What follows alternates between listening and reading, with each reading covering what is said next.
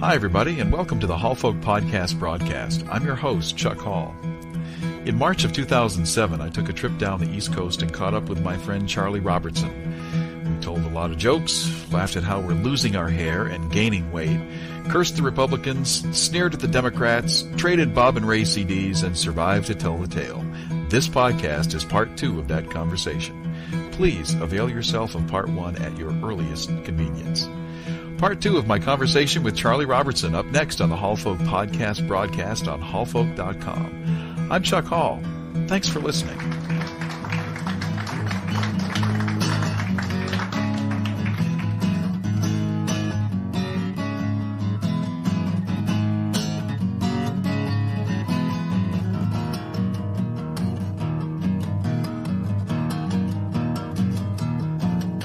Joe was tending bar at the Terminal Tavern, and the temperature was dropping low. It was snow time in the Corn Belt, nearly 10 degrees below. You feel like a scarecrow walking when that cold wind begins to blow. We hadn't seen one Indian summer since 14 years ago. So come all you Episcopalian men, don't give up the ghost. They say the devil took Miami. He's moving up the coast. Moving up the coast. Look out, Lantana.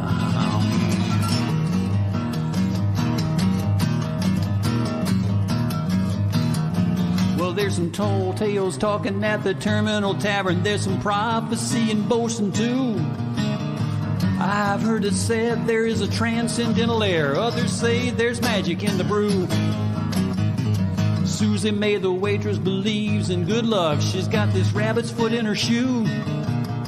My boy, Little Willie Jr., stuck a nickel in the jukebox. Said he saw the entire cosmos pass in review. So come all you Episcopalian men, don't give up the ghost. They say the devil took Miami. He's moving up the coast. Moving up the coast. Driving a quality Nissan automobile.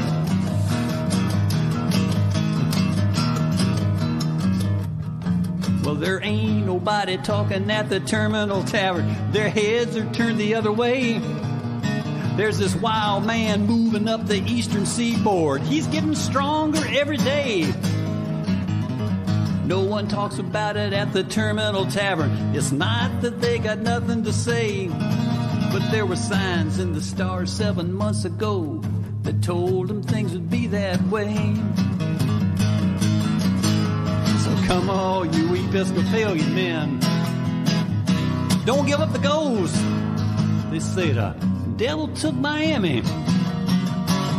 He's moving up the coast. Moving up the coast, and there he goes this very second.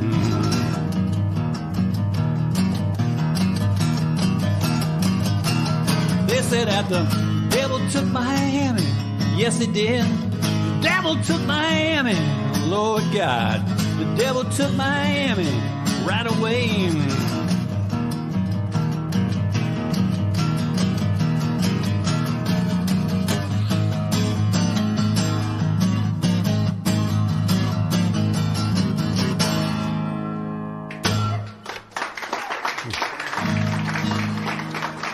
Thank you. All right. Well, at what point in your in the process does Gamble Rogers come in? Where did you encounter Gamble? Gamble I'd heard of for quite some time. When I was in college, I heard and that name. I mean, you can't. That name is so it's like Alpha City, right? Alpha on steroids. Gamble Rogers, the law firm of Gamble Rogers. But Gamble was from Winter Park. His dad was an architect who was the son of an architect, a pretty prominent architect. And Winter Park is one of the wealthiest communities in America. He was born into that bloodline and was raised to be an architect, but chose, for whatever reason, to be a folk singer. And to the consternation of his parents. But, well, I had heard somewhere along the way that was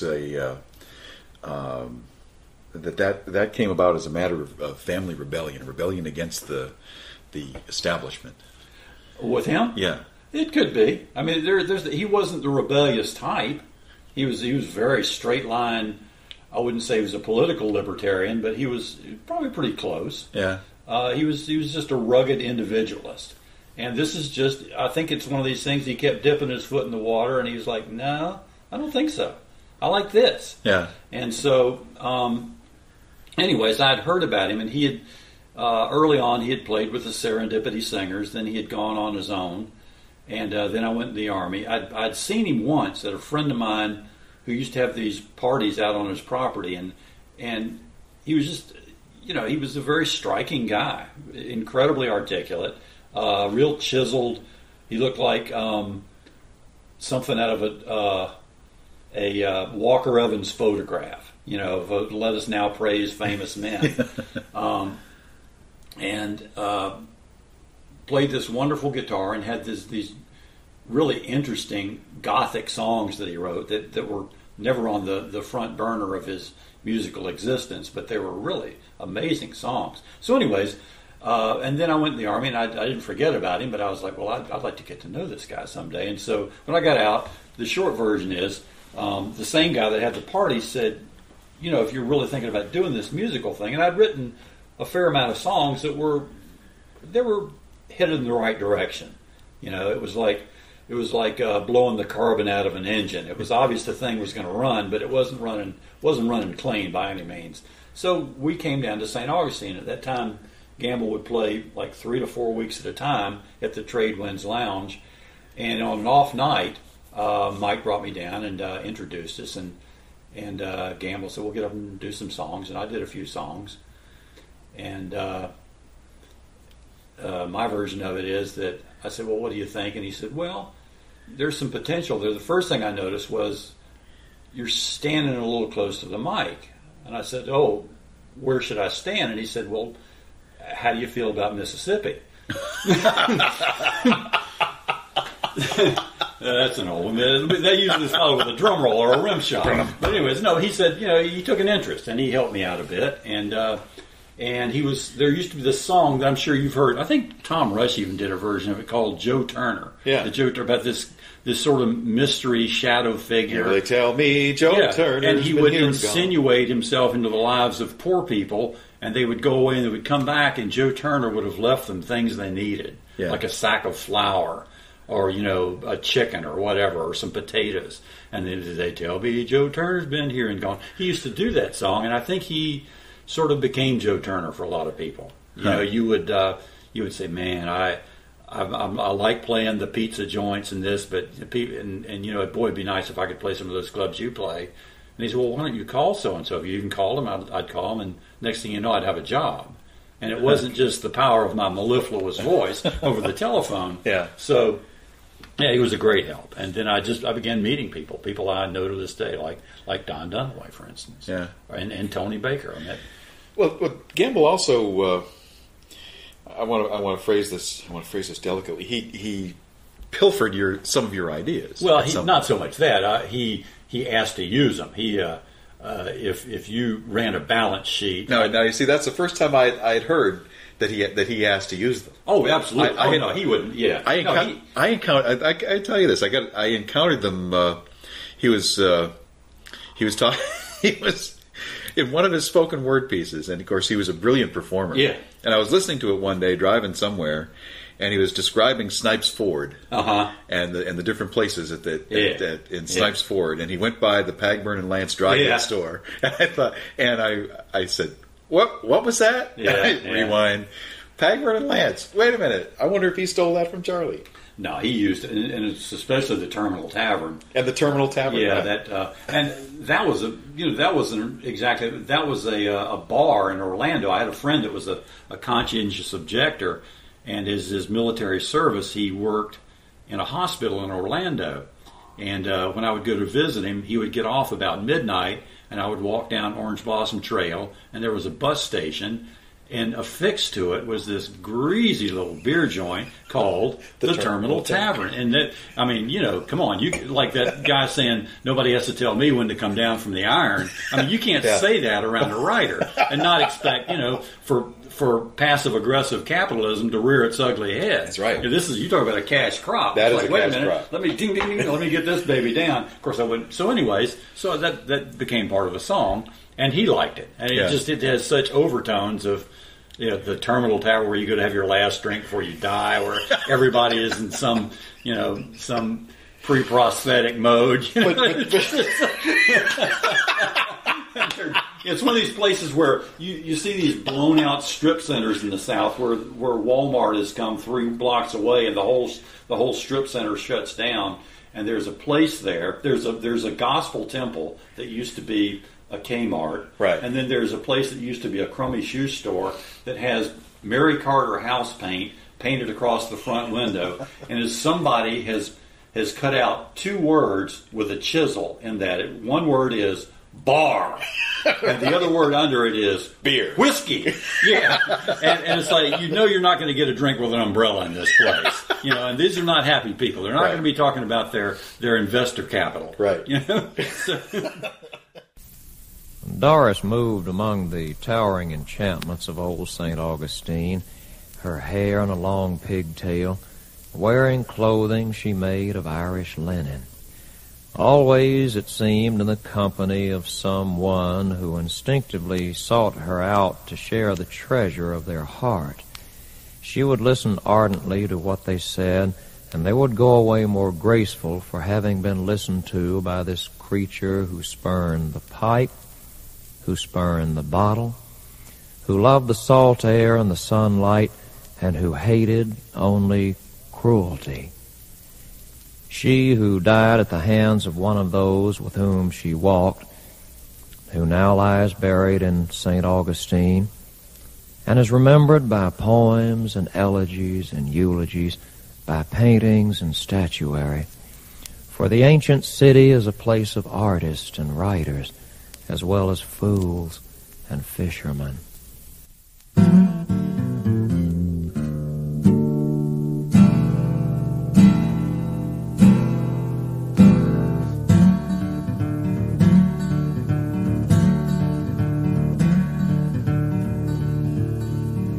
This story happened long, long time ago, back in 1892. There was a terrible flood that year. The people lost their crops and everything. They lost their homes and everything they had. And the only man they knew who could help them was a fellow by the name of Joe Turner.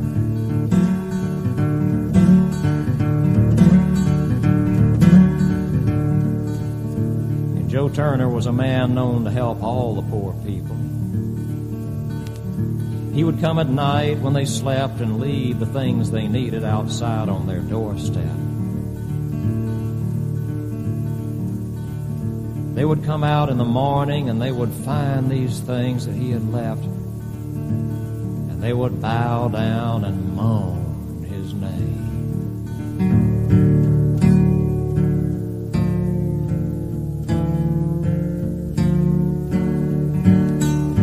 They tell me Joe Turner been here and gone.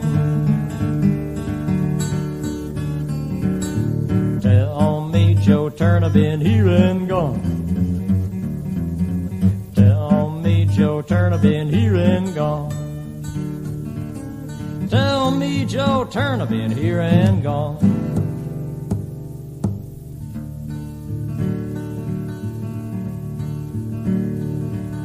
Then they would go out hunting for rabbits, coons, possums, anything they could catch to eat. Some of the time they would catch something, but most of the time they wouldn't. They would come back home and they would find flour, sugar, meat, and molasses laid out for them, and they would know that Joe Turner had been and left food for them. They would bow down and moan his name.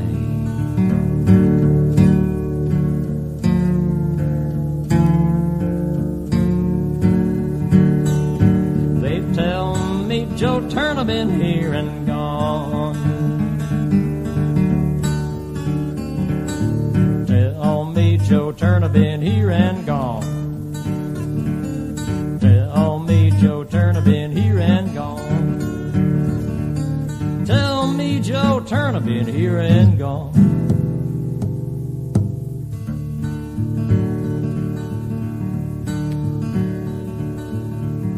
Then they would go out looking for things, and they would come back and they would find wood to build fires, and they would find clothes to wear. Then they would be happy, for they had food to eat and wood and clothing for warmth. And then the people would come together as families in their wagons. They would come out of the heart of the forest,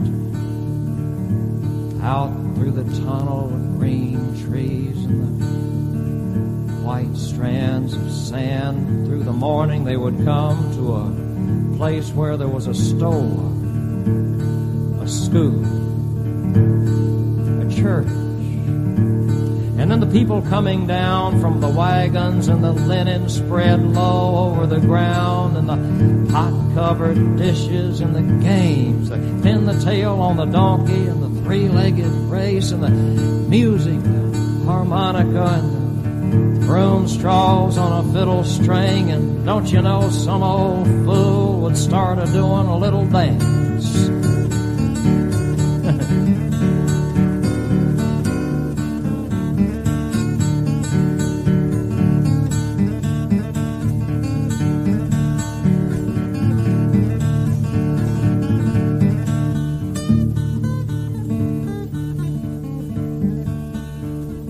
Children would hang on the ropes that rang the bells, and they would make the bells ring in time with the dancing.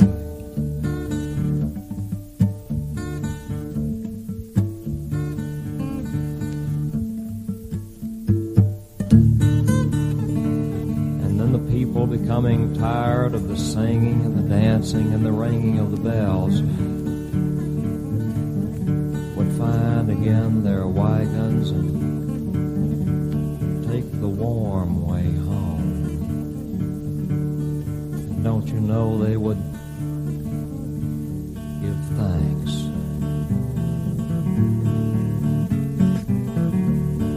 They would give thanks to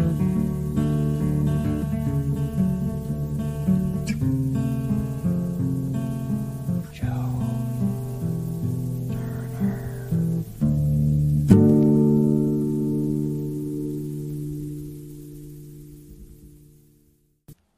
Hi, this is Charlotte Robertson. You're listening to the Hall Folk Podcast broadcast on hallfolk.com. Bill was grievously overserved by an apprentice bartender at the Terminal Tavern, such that temporary blindness ensued. The doctor said, Bill, you got to rest your eyes about 2 weeks. Can't do nothing but sit home and listen to the TV. First thing next day, here comes still Bill out on the main street of Snipes Ford, blind as a bat, bouncing off parking meters. That three-legged chihuahua running interference. Bill trying to look casual all the while, eating an almond joy. He walks by the Baby Grand Theater, walks by Gentili's pawn shop, walks by the Unitarian Church. That's the one with the lightning rod on the steeple. Agamemnon Jones says those Unitarians trust the Almighty in all things except electricity. Bill and Flat Tire move on down the street. They pass the old Pagburn and Lance dry goods store, all boarded up. Now they come up on Arundel Street.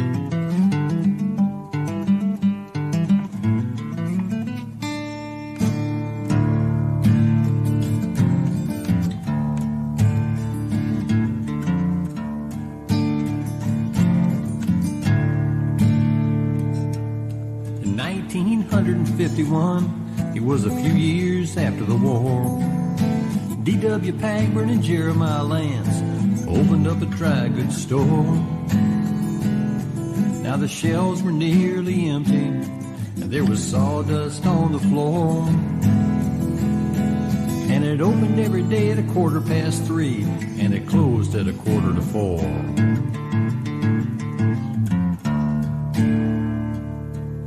Now through that back door entrance came near every man in town to try his luck at card games when closing time came round. And for the working man with a hard-earned thirst, there was Pagren's old home brew.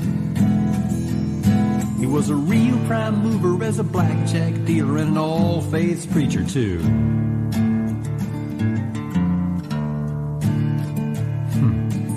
Everybody knew that Jeremiah Lancey was a man of low degree. D.W. Pagren was a whole lot more of an unknown quantity. He was selling his cheap confections and betting on games of chance. He came into a partnership with Jeremiah Lance.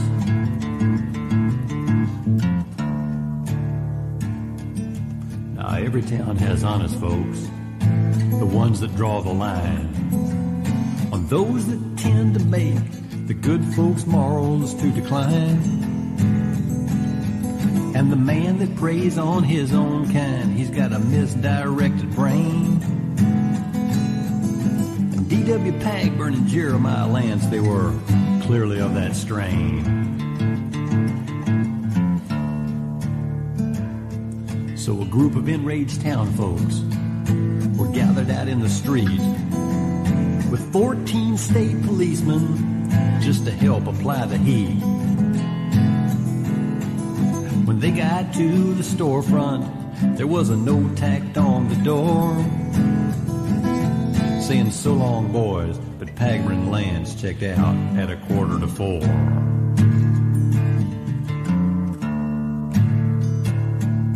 Everybody knew that Jeremiah Lance, he was a man of low degree. D.W. Pagren was a whole lot more of an unknown quantity. He was selling his cheap confections and betting on games of chance. He came into a partnership with Jeremiah Lance.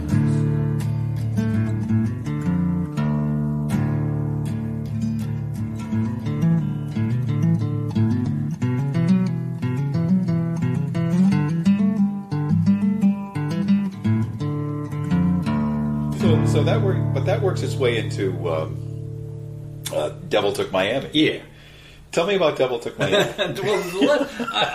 It's an impressionistic song. Let's leave it at that. I used to, when I was in the Army, we lived in this little town. I moved off post because being in the administration milieu, I knew the loopholes of getting money not to live on post.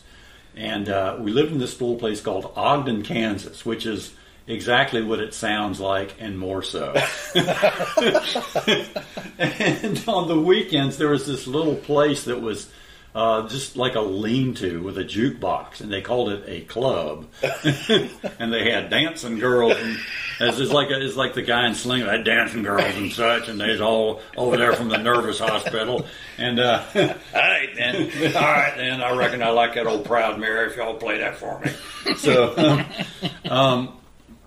And there were just these guys that were there, and I remember reading this thing about the group, the band, the guys that were mostly Canadians that backed Dylan and backed Ronnie Hawkins and then became the band.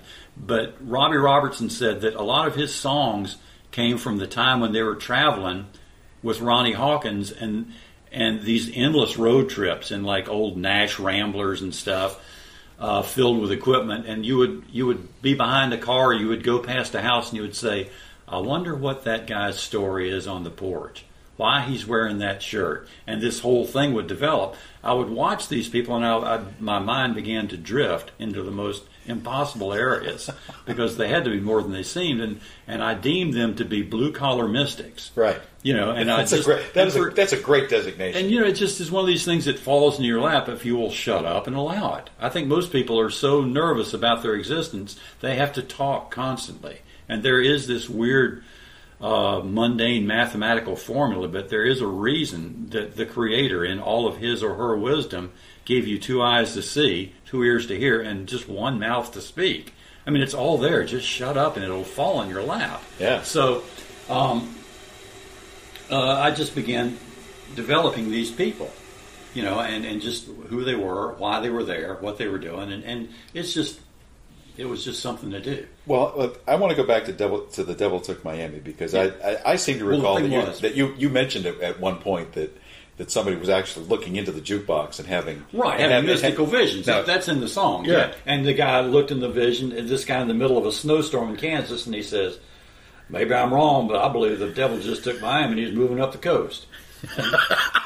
And it made perfect sense to me that he would be thinking that and saying that, and made perfect sense to you as a songwriter, ever with an ear for a hook to say.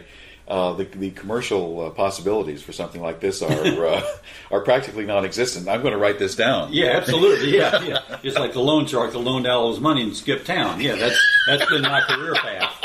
Yeah, so winner of the folk singer lottery. Yeah.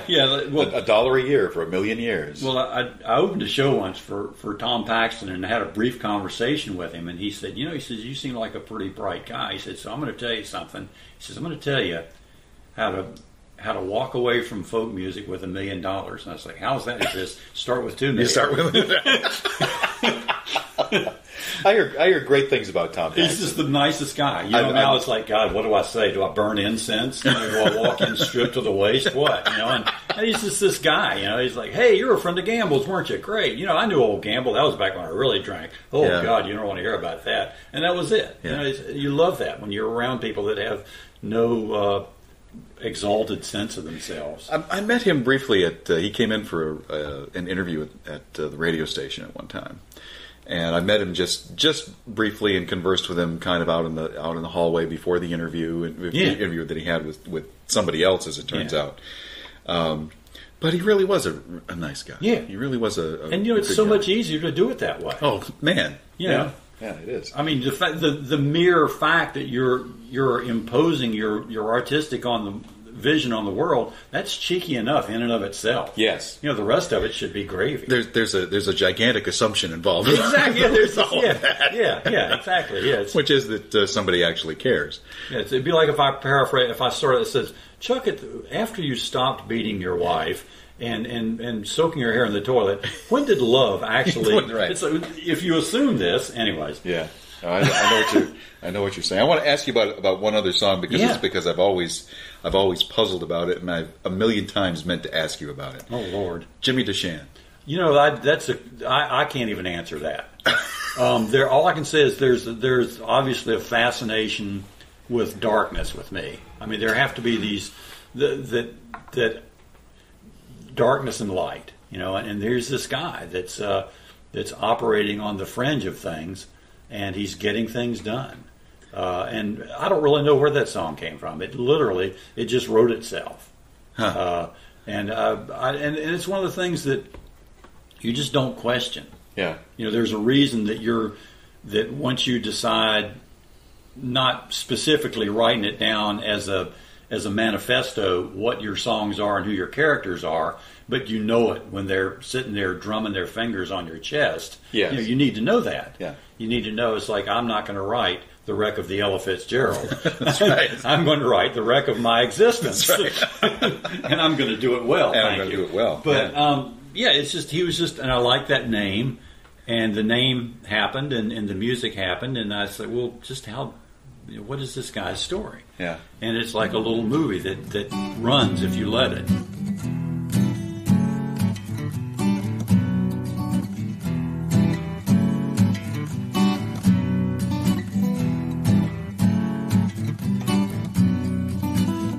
Jim is out for the concert season. He's smoking reefers in a men's room stall. Shine shoes in the foyer of the Harry Truman. Advertises on the phone booth wall. So Jim is talking about his own new deal. He says, let's bring back the market crash. We got to strike this blow for the neo-indignant. We got to bust all the fat cats and burn their cash. shine, that's a simple proposition. The knowing wink to a businessman, that's just a grim line, the old third person. When number one is Jimmy the Shan.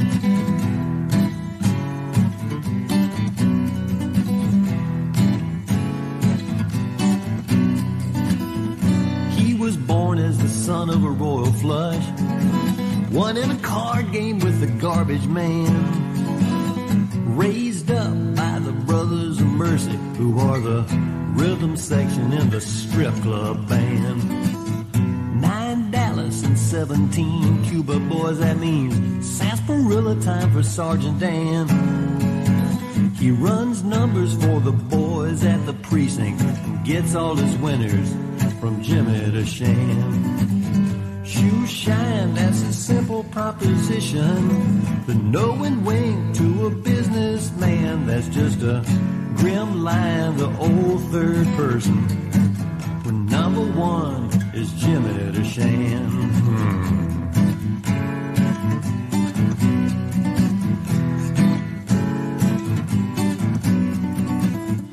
Eddie Binky, he's a blue-collar mystic. He's just one more sucker on the way to the plan.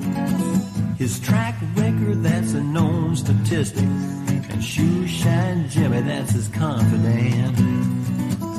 Small talking, a hit, a flask of Jim Beam. He's got a lunchbox filled with live grenades, and they're on hold for the lines of marchers that are all marked targets in the Fool's Parade. Shoe shine, that's a simple proposition. The knowing wink to a businessman, that's just a grim line, the old third person. When number one is Jimmy the Shan, yes he is.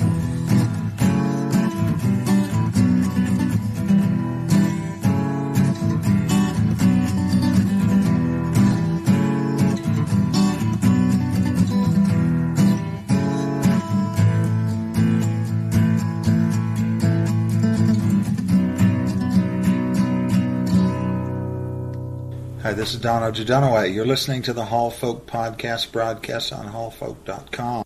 But lots of your songs are now to be a little more recent with that on Witness Protection, a CD called Witness Protection. Yeah, that's you start off with your driver Carl. Oh yeah, that's yeah. And I just thought that the characters on that CD from top to bottom were really interesting people. Yeah. And thanks. You may talk about how this fascination that you have with darkness, but every one of those characters has a redemptive feature to him. He has your driver Carl has this encounter with a black woman passenger that is just this exchange between them, and she's you'd be robbing the cradle. Oh, this is you're morphing songs together. You're doing 17 and 26 and Life in Parentheses. And Life in Parentheses, but they both have to some degree take place on a bus. Well, maybe a place of spiritual transport. Yeah. Well, maybe that's like our mutual obsession with motels and off the runway bars. Right. Yeah. But in the case of Carl, you're speculating as to what's actually going on while he in his mind what's going on in his head while he's doing this this routine. His daily bus route. That was the route I took when you could take 17 Panama, or you could take 26 North Shore, and you can get to my house from there, or you can get to my house that way. Mm-hmm. And so and Carl they would have this thing would say your driver so and so.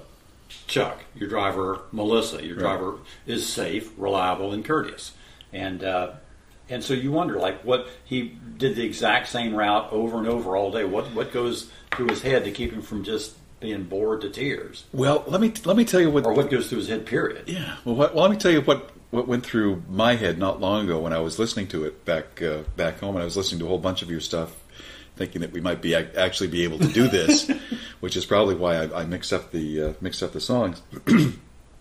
That bus ride for him that's his liturgy.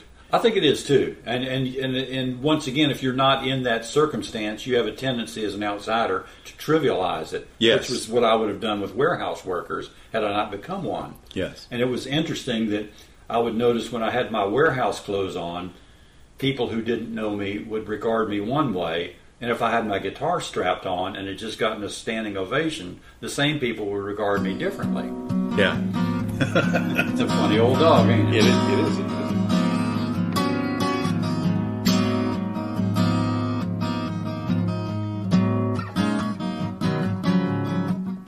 Your driver, Carl, he is safe and reliable and courteous. For the last 7 hours, he's been checking out the Ville from the front seat of a city bus. And he knows every pool hall, pawn shop, car lot, every church and liquor store, every second run, down and out, double feature movie house where winos mostly sleep and snore. Elizabeth Taylor and Butterfield A, party girl with Sid Charisse, at the Capitol or the Brentwood in a Mad Dog stupor, and their feet propped on the seats. 17 Panama, 26 North Shore, either one can get me home. Well, I've been downtown watching God and Lee Marvin cleaning up some kind of combat zone. At the Palace or the Empress or the old arcade in the Imperial balcony. The luxurious Florida, I'm way past cool with Jack Lemmon drunk and winking at me. 17 Panama, 26 North Shore, either one can get me home. I got a head full of songs about cars in the night, anonymity and twisted chrome. Get me home, Carl.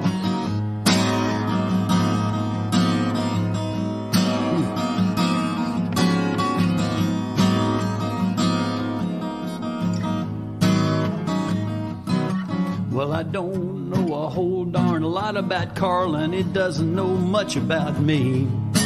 Has he ever been married? Is he happy? Is he saved? Has he ever been on TV? Is he a winner, a loser, or a booze abuser? Is he a Shriner or a Democrat?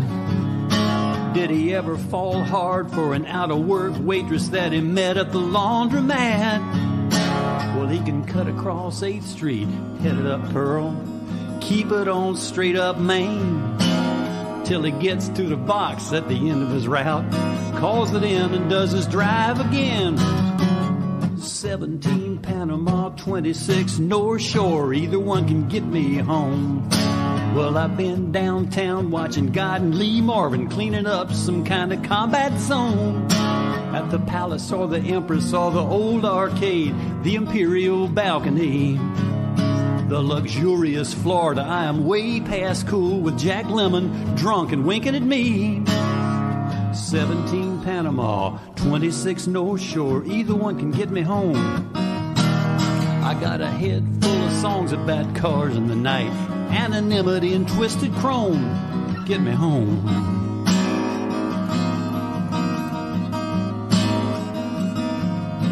They name elementary schools for mysterious women on the north side of this town. They sound like Pentecostal bombshells with Christian cleavage, never letting their defenses down. Changing our lives, cleansing our souls like a napalm chemical peel. We're talking Lola M. Culver, Mattie V. Rutherford, Annie Buman, and Beulah Beale. 17 Panama, 26 North Shore, either one can get me home. Well, I've been downtown watching God and Lee Marvin cleaning up some kind of combat zone. At the Palace or the Empress or the old arcade, the Imperial balcony. The luxurious Florida, I'm way past cool Jack Lemmon drunk and winking at me. 17 Panama, 26 North Shore, either one can get me home. I got this head full of songs about cars in the night, anonymity and twisted chrome. Take me home.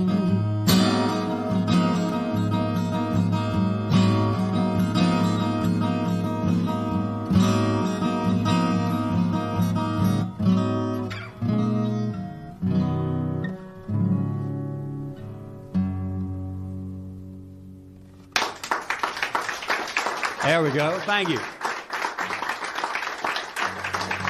Well.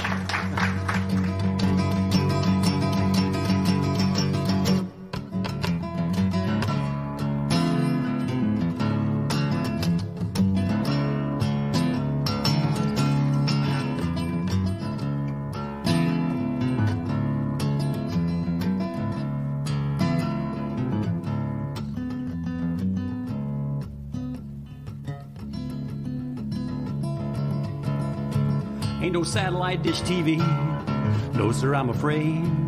No bellboy, no room service, no buxom chambermaid. There's a small crack by the mirror where the night clerk sneaks a peek. And this room rents by the hour, by the day or by the week. There's a complimentary Bible, the nightstand by the bed. The rooms are painted lavender. It's enough to scare the dead. There's this couple in the next room, howling away like scary dogs. And their moans sound just like saxophones. You can hear them through the walls. We got out off of the interstate. It was storming like a curse. The rain flew up off the truck tires like a riptide in reverse. In intervals like heartbeats, till we saw that exit sign, and we followed it like pilgrims, looking for some grand design down some lonely cracker highway, parsimoniously maintained. We saw a sign said vacancy, and a motel in the rain.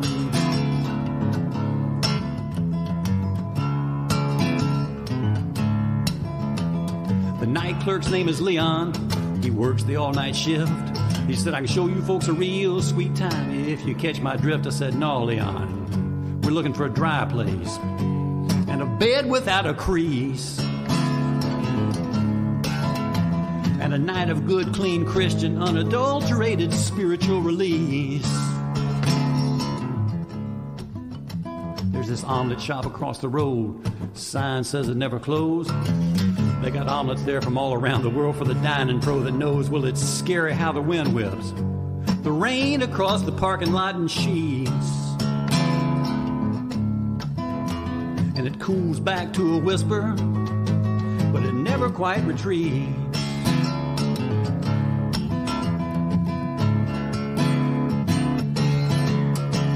I doubt if love can live here, but passion has its day.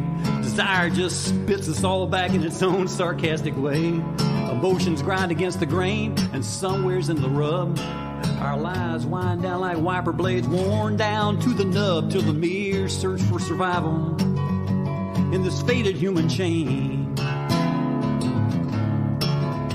leads us down some spooky roadway to a motel in the rain.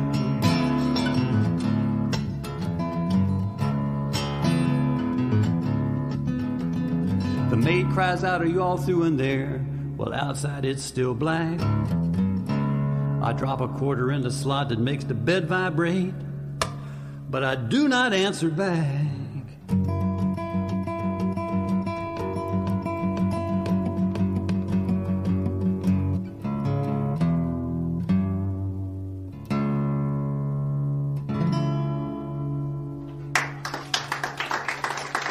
Thank you.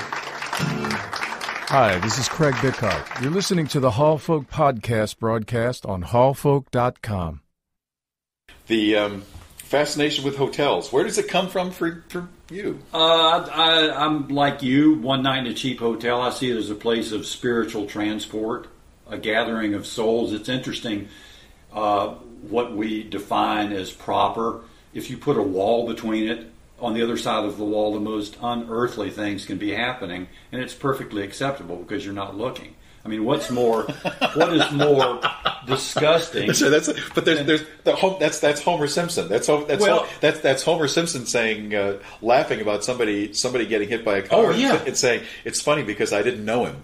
But you know what's more disgusting to us than the public relieving of one's bowel or urination, and yet if you put a partition between it, it's perfectly normal. Yeah, you know. Yeah. So these places, they're these strangers in the night. It's almost like it could be God's waiting room. It could be anything. Yeah. But and then when you're on the road and traveling, you're whoever you want to be. You're not with your friends who know what a knucklehead you are. Yes. You go to Washington, D.C., you could be, the ambassador to Bangkok. You could be anything. Right. So in your motel room, it's like Martin Mull, in the eyes of my dog, I'm a hero. I'm a king. That's right. That's right. I'm going to have to get That's right. I'm going to have to get me a dog. I'm going to have to get me a dog because somebody's going to respect me. Or somebody's going to pay the price. Or someone's going to pay the price. Yeah, now cats, see, these goobers, you get no respect. Yeah, well, I see them around the house, and they're just looking like, they're going to stop talking soon, and then I can get food. And we can get food, and maybe you'll pet me and tell me I'm fabulous. But anyways. Yes. Have you... And look, that one over. Now that one is Irving. That's Irving. Irving, the 30 plus, the Ripley's Wonder Cat, the world's biggest land mammal. Well, Irving keeps looking at me like have you noticed me yet? He says, "Why don't I know you from TV?" That's right. There it goes now. Yeah. So anyway. So how do you get into in terms of the songwriting that you do? I mean, you are connected at least peripherally with the folk scene in Florida, and yet it's for you it's not about Florida history. It's not about it's about this. It's about the interesting paintings that people have put over Florida history or are paving or what Florida history hath wrought on the spiritual plane. Yes. Can I get an amen? Yeah. So how do you interact with that community? I think we talked about this earlier. I think a lot of my audience is what I don't expect it to be. If I'm playing like in front of other songwriters, there's nobody wants to talk about this, but there are people like you and Don and Tony and this and that who just listen for good songs, but there's a certain amount of envy and, what the other guy needs to be doing better mentality. If I'm around string musicians, for instance, they're a great audience for me because I'm doing something that's not like what they're doing, but there's certainly a different process there. And the same thing with other kinds of musicians. And that's what I look to for inspiration. I love my songwriter friends and I love their songs. But if I'm looking to take it somewhere else, I'm much more likely to listen to Metallica than I am to John Gorka, for instance. Yeah. Or listen to Death and the Maiden, because there's just so much drama in that thing. Yeah. Or to listen to Tom Waits, who's a songwriter, or to listen to, go back and listen to an old Kate Bush record or something. I look my diet is spiced liberally with U2 and the Beatles. Yeah, and because there's such a somebody asked me the other day who is my favorite guitarist, and I never really have one, but I love Edge because he plays textures, and the guy is just brilliant. Yeah. And the Beatles, that songcraft. Yeah. And everything, this whole palette is available. It can be silly stuff. It can be serious. And then of course you got the George Martin factor. Yes, that knocks it into another dimension. But yeah. So you're a lot more likely if you're in a contemplative mood in terms of songwriting to gravitate toward stuff that is not what we think of as singer-songwriter material. Yeah. I want to say this too from my perspective. The older I've gotten, the more sophisticated I think I've become in deciding what parts of traditional music I really like. Oh, because there's some of it that I really like, and some of it there's some that I like, and some that I appreciate. Well, I think a big question is how you like it and why you like it, and the way that you appreciate it. If it's just like I will learn to play the banjo just like Doc Boggs, I mean that's fine, but the typing pool is also an option. That's right. So, or renewing that cab license, pesky cab license. That pesky cab license. So, if you listen to it and you find yourself, and that's the whole purpose of it. Like we were talking about this interview, if it's a good interview now, it'll be a good interview 10 years from now. Yeah. Great songs are the root of all of it. Yeah. And you can always go back. You can climb off of that branch, go back down to the tree, and you got great product somewhere in the root system, hopefully. Bob Zentz had this wonderful eulogy for Roland Lakey, who was a songwriter up in Virginia Beach. Okay, yeah. And his eulogy was that Roland was a great songwriter because he never wrote a song he didn't have to. Yeah, that boy, and I think there's great wisdom in that. I remember one of the few poems when we had to memorize poetry for senior English. One of the few pieces I remember is a poem by Alexander Pope called "True Wit," and true wit is nature to advantage dressed. What oft was thought, but ne'er so well expressed. That's the real key to writing something great. Is people say, "Oh, I know that," and then it's like, "Well, yeah, but you never said it," and nobody ever said it. Yeah, and those are the moments we live for. Yeah. Those little subversive epiphanies. Yeah, and that's a very different thing in terms of songwriting, in terms of what we think, how we approach writing and playing and performing in our little part of the world, from people who are trying to in other avenues of the music business, just trying to grab a hook somewhere and turn it into a hit. Yeah. Well, we have no focus groups to answer to. That's true. There's no media consultant. It's like, well, you can't wear your hair that way because then you're eliminating 83% of the audience. And I was like, God, can I make it 84? I mean, what can I do to make it 85? Right. I remember reading a thing about the South by Southwest media conference in Austin one year when all these people from outside of Texas came to Texas, and the great Doug Somm addressed the configuration, which was to some degree a lot of Nashville people. And the first thing he says, what can I do to possibly convince you all to leave Texas and never come back? We don't want you brutalizing our music. Yeah. Leave our music alone. Yeah. So well, but we live in a time when that's not possible anymore. Oh, I know. Because of the media that we've talked about. If you have a good idea, somebody's going to they're going to kick your door down. Yeah. And they're going to spin you off 6 times, and and hopefully in a year we'll be done with you. Right. And we can move on to the next thing. Then we can move onto the next. It's like literally strip mining art. And if you want to get to know really what we were joking about Britney Spears earlier, she has become a tragic figure as far as I'm concerned, absolutely. because I think it may have actually occurred to her what has happened. Oh yeah, and it's like yeah.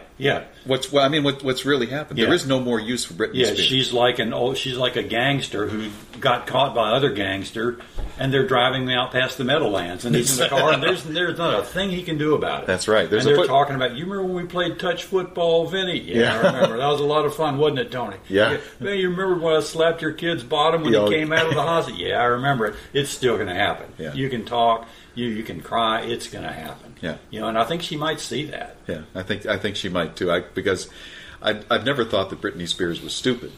No, you couldn't have known how to tweak male libidos with being a nubile in a cheerleader uniform and a Catholic schoolgirl uniform. I mean, that's a serious. Even if it's omniscient, it's a pretty cool thought process. Yeah, albeit you're mining something there. Yeah, well, that's true. But I use her as an example of someone that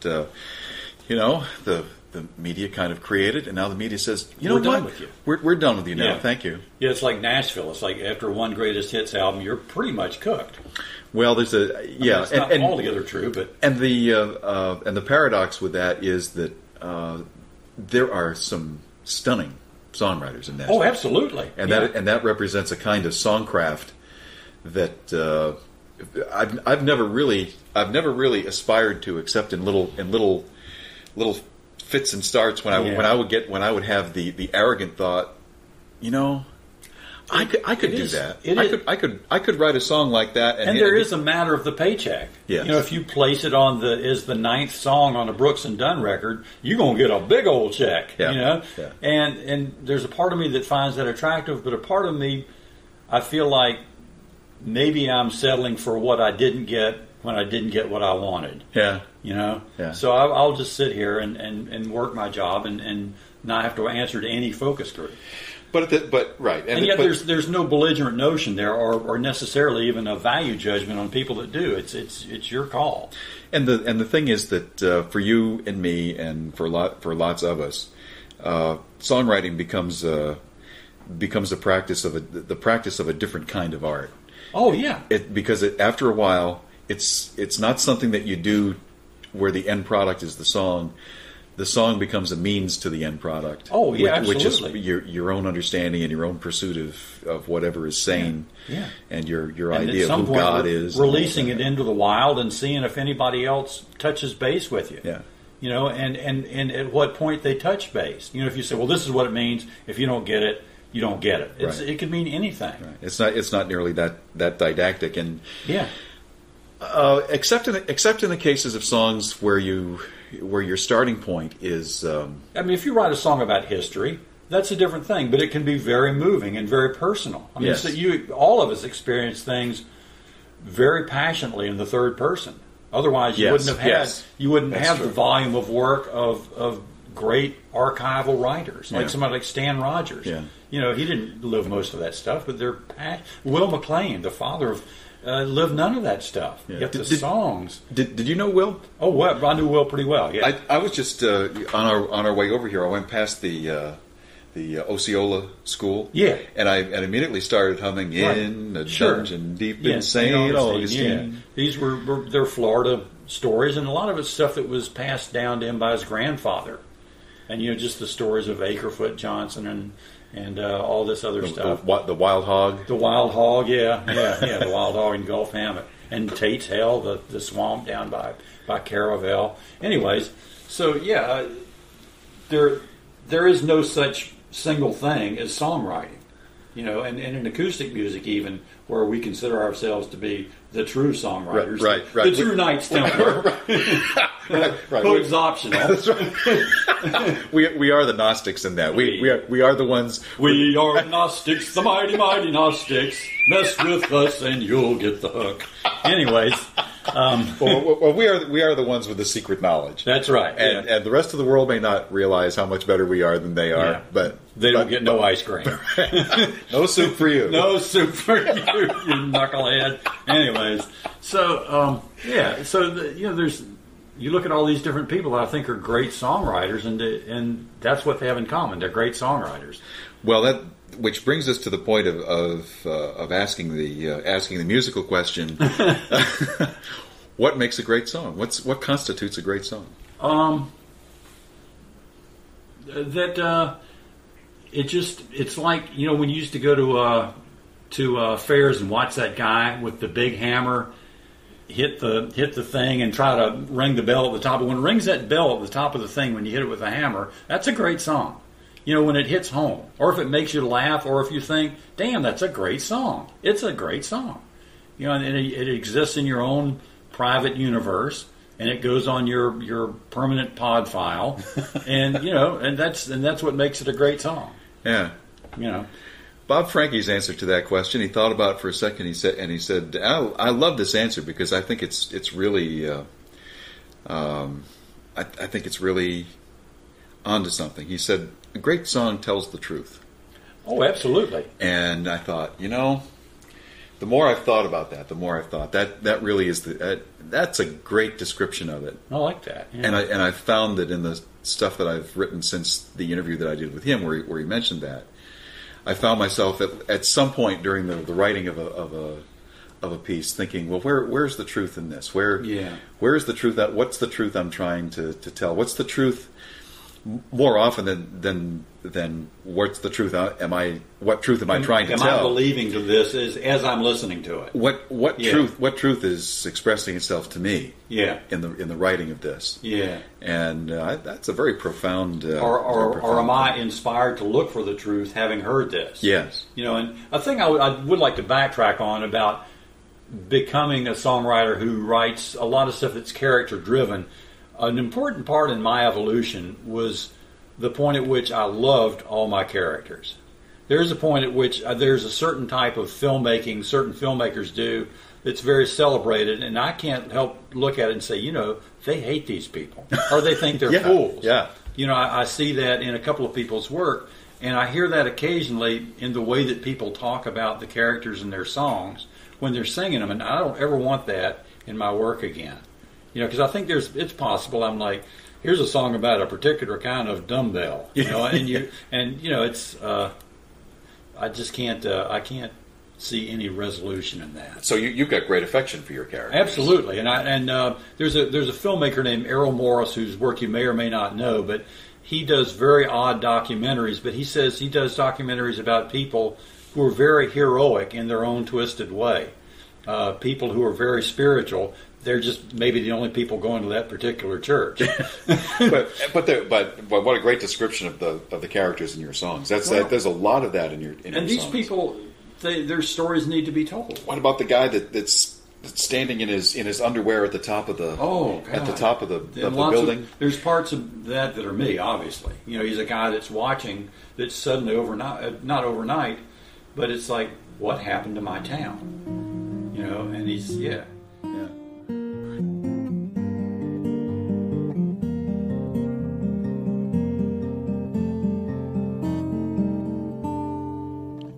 There were clothes hanging on the line. The marching band down the street was doing something terribly wrong. To some poor, unsuspecting soul, there's wood smoke in the air. And summer's gone, it ain't coming back again. It's waving goodbye to our mutual friend.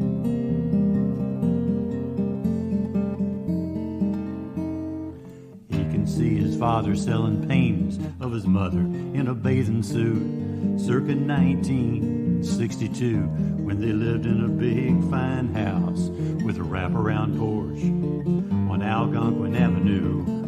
Mama looks like a movie star with her hair jacked up and a gap-toothed grin, a tendency to mumble in 9th grade Spanish, a black continental and a taste for gin. It was their town then, when any old winding road could lead you home. He wants his old purple shirt, he wants his memories back. There is no pill in this world that can help him to relax. So I just called you to say, our mutual friend is out on the ledge. He's waving at cars, he's in his underwear. He does not seem to care. The news crews are there. They're hoping he'll jump. I know that he won't. He's just enjoying the view of a town he once knew. He's lived here all his life. He cannot find his past in what he sees now. So he's remembering when.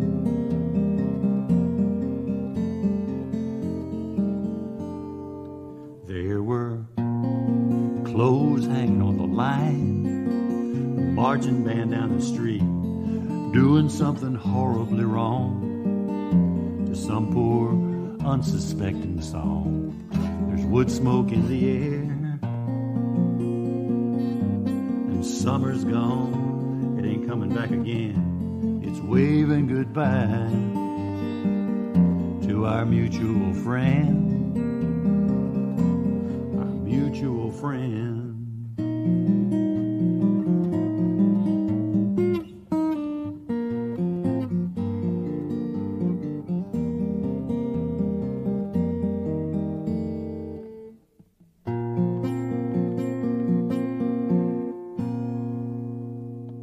And he's yeah. Do you feel that way about St. Augustine? I feel that way, but it's inevitable. And I feel that maybe I can. There'll always be something there that I can barnacle myself to. Yeah, but obviously, I mean, you know that. You just coming here at the odd interval. It's like the best vision of that. I have a friend who went to the Florida Folk Festival one year with his wife, and came back, and his wife was sleeping in the front seat, and she woke up just as they were coming past some strip center with all the usual suspects, every franchise known to man, and she said, "Where are we?" And he said, "Honey, we're home." Oh, man. I mean, it doesn't get any more sobering than that. Yeah. From a place that has transferred the look of hundreds of years of Spanish architecture into the vestibule of a taco franchise, we're very much embracing that. Reality is spreading its cheeks for us here. So we have mined our history poorly and sold it in the street. To quote myself. Yeah. I was thinking of the W.C. Fields quote that there comes a time in the affairs of men when we must take the bull by the tail and face the situation. Yeah, and faces. Yeah, that's right. Yeah. I always wondered how we got that past the censors. And yet you can't. I mean, at the time I wrote that, I'm sure there was no small amount of anger and self-victimization, but you have to move past that. Yeah. But you also need to punctuate it. Yeah. You can't just say, well, it's all good, don't worry about it. It's not all good. Yeah. It's the wrong thing to do to me, but that's my small vote. Talk to me about my wife's favorite Charlie Robertson song, Beyond all question. I mean, we enjoy all of your songs, but she especially likes Saragossa Street. Yeah, a lot of people like that, and that's the other side of that. The final line especially. Just remember that the wind that pushes you away as you leave will be strong at your back when you come home. And was it?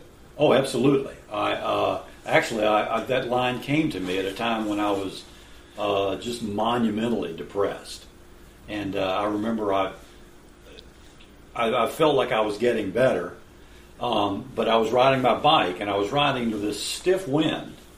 And then when I came back, it was like, well, this is helping me. It's the same wind, and it's like if you want to live in that other world, it's always there. But there's so much good waiting for you on the other side of that wind, with or without it being at your back. Wouldn't you rather be there? And otherwise it's just this little personal history. Yeah.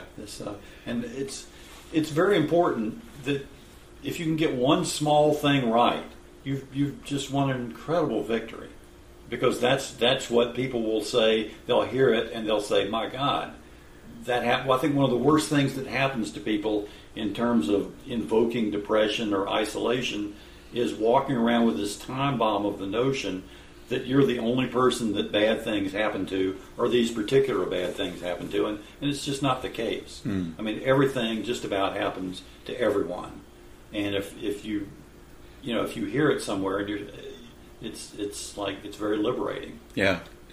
Well, I played Saragossa Street once on my radio show back in Boston, and somebody called me. There was a I know who it is. Woman. Oh, you do? This is interesting. As a matter of fact, she did she finally introduce herself? Oh, no, I knew. I'd sort of known her. Her name is something Parks. Something Parks. State Parks. State Parks.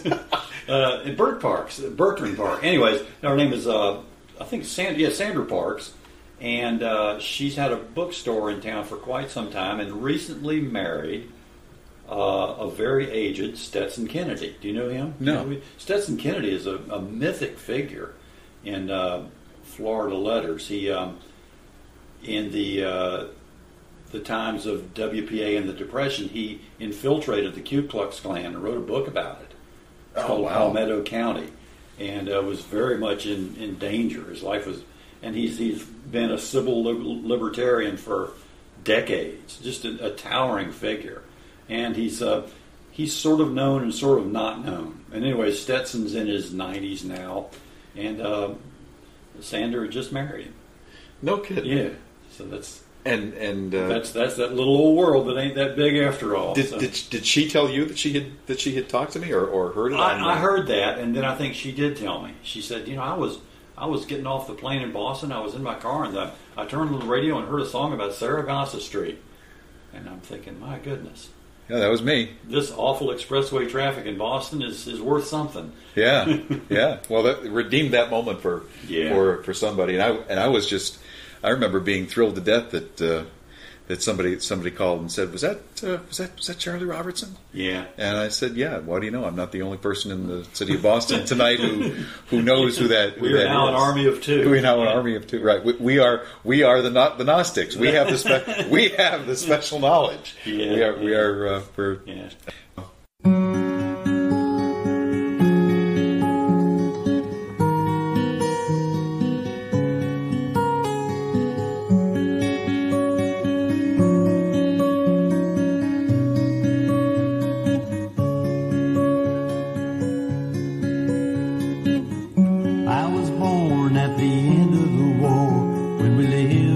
on Saragossa Street.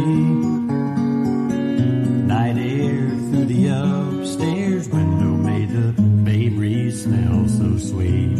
And I was decked out in a cowboy suit by the low Keno wall. Pencil thin, way back then, trying to digest it all. Mama worked at the neighborhood house by the big wide swimming pool. Daddy was an insurance man. My brothers both went to school.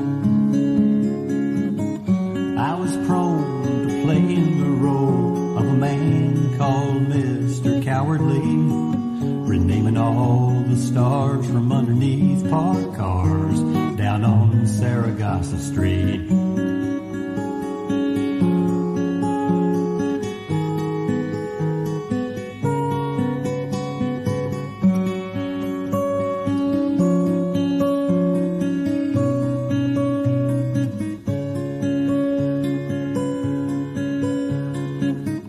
I knew all the cowboy stars in the Calford Daily News, from Gene and Roy to Joel McRae and even Lance LaRue. Every night in the attic, Daddy ran his model trains. Mama played the radio, the Weavers sang Good Night, Irene. We played the hand life deltas with a minimum of schemes. Who would think Palatka would be the city of our dreams?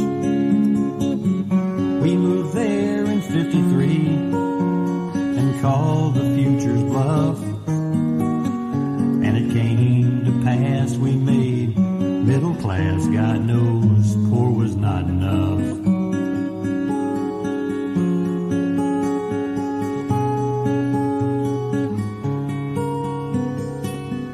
Just remember that the wind that pushes you away as you leave will be strong at your back when you come home.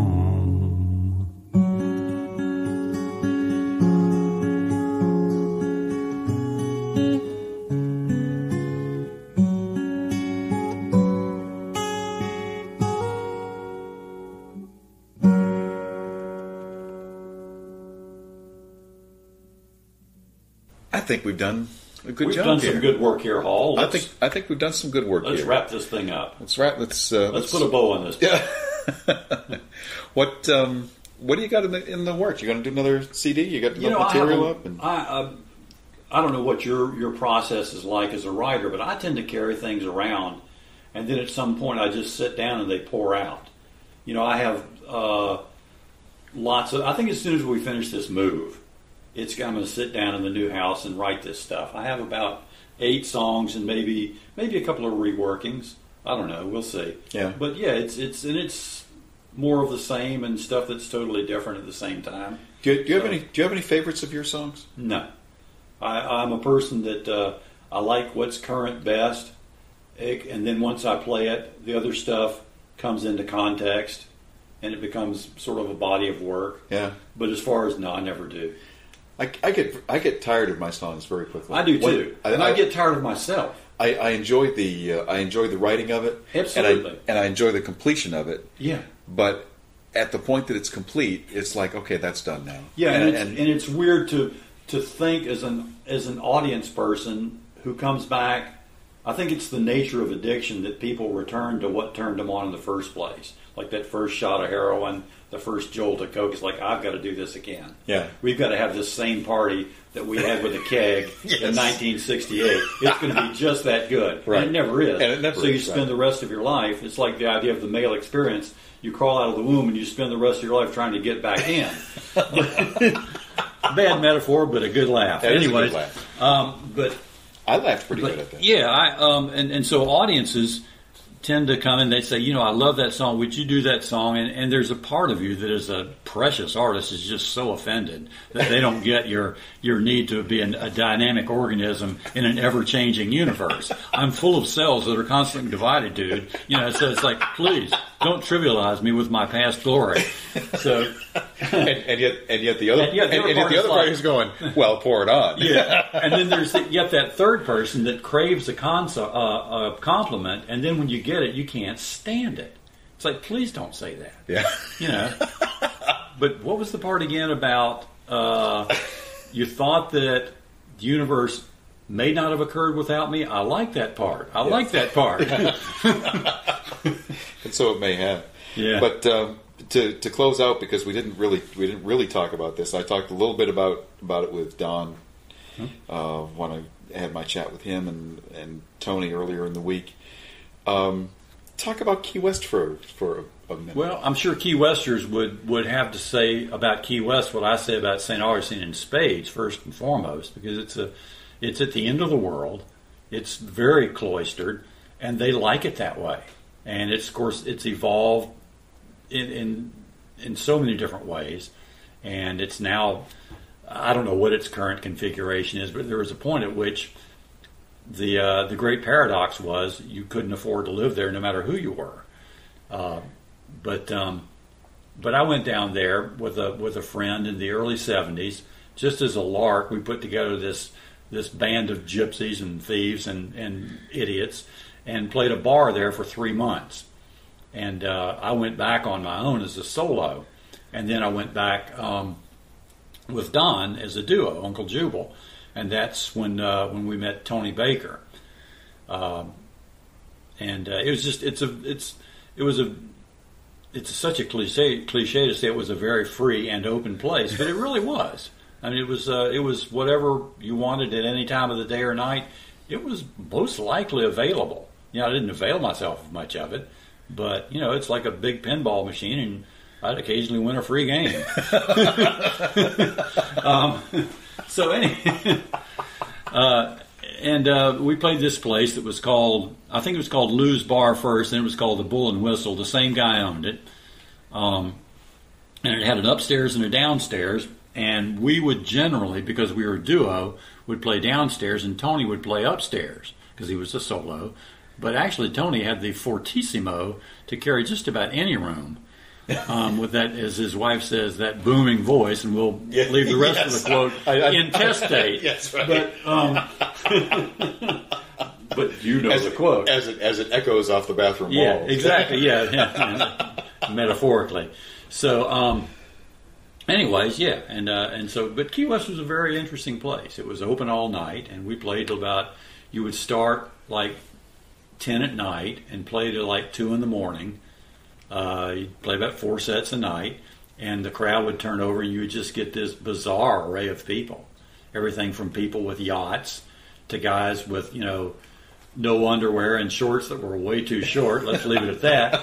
And just the most amazing women. Smugglers, bizarre homosexuals, pirates, literally, pirates wannabe, pirates who were weekend amateur drunks, just everything. And it was all there. It was a great place to play. And some nights some nights would be magic, and other nights it would be like, my God, why am I doing this? It's just this din of noise coming back at you. But it's great. It's great training. Great training for for what? For realizing that you are not the center of the universe. These are, and some nights what you have to say is welcome, and other nights you are a mural in an airport concourse. And nothing more. Right, and a bad mural at that. We ain't talking Thomas Hart Benton here. Right. We're talking Bubba and Sissy with some tempera paint. Right. And a bad attitude. And a sign that says bar. Yeah, it says match this to the septic tank. So the color scheme. So goodness! Well, we've had a good chat, Charlie. I'm glad we did this. This is fun. Yeah, it's just like a regular chat. That's the beauty of this chat. That's the beauty. It's the same chat we'd have with or without a microphone. That's what I like about this chat. Yeah, well, it's elements of chats that we've had before and we'll have again, I'm sure. It's a delight to see you again. Thanks again for allowing me to come down and invade your space here. So this is all. When's moving day? We don't know. It's a tedious process, and it's exacerbated in Florida now by the post-hurricane mentality with respect to getting insurance. Yes, it's very difficult to get insurance. The big companies just flat out don't want to write it now. They were iffy about it after the hurricanes, and once the thing happened in Louisiana and Mississippi, and companies said, well, we're just not writing them, Florida says, I don't think we'll write them either. So you can get insurance through through people who aren't. It's like the NFL on strike, and you're getting a guy that he played for the postal team as your new tailback. This is the insurance carriers you're getting. So that's not absolutely correct, but it's close enough to be painful. Yeah. But the process is slow. Let's leave it at that. And but it'll be worth it. We just this house is just so welcoming. You walk into it, and if it's not your home, it's certainly somebody's. Yeah. It's like some of this art. The price became irrelevant. It's just I can't imagine anybody else not having this. So let's start the IV and the colonic simultaneously. We're doing this. Yeah, but I like the from the image of your father's house with the shadows that are still there. You get to move into a house and bring your own shadows. And I'm sure your own light. I'm sure there are some pre-existing ones. It was built in 1916, something like that. Wow! But absolutely, yeah. Well, all that sounds great. We'll come back and we'll come back in the house and we'll sit on the porch and bask in our secret knowledge. Absolutely, yeah. I think that's appropriate. I like that. We'll bask in our secret. We'll have the secret. We'll be the Hardy Boys. We'll have the secret handshake. Right. I was going to say we need a handshake. We need a handshake. We need a handshake that hasn't been developed. And a clubhouse. Are there any likely trees where we could build one of these? There's a tool shed in the backyard that the squirrels will let us cohabitate. All right. Well, I'll go north, and when I come back, I'll bring a sign that says "Girls Not Allowed." That's right. ALOUD. All right. Well, that's a good way to end this. Charlie Robertson, thank you very much. Shalom.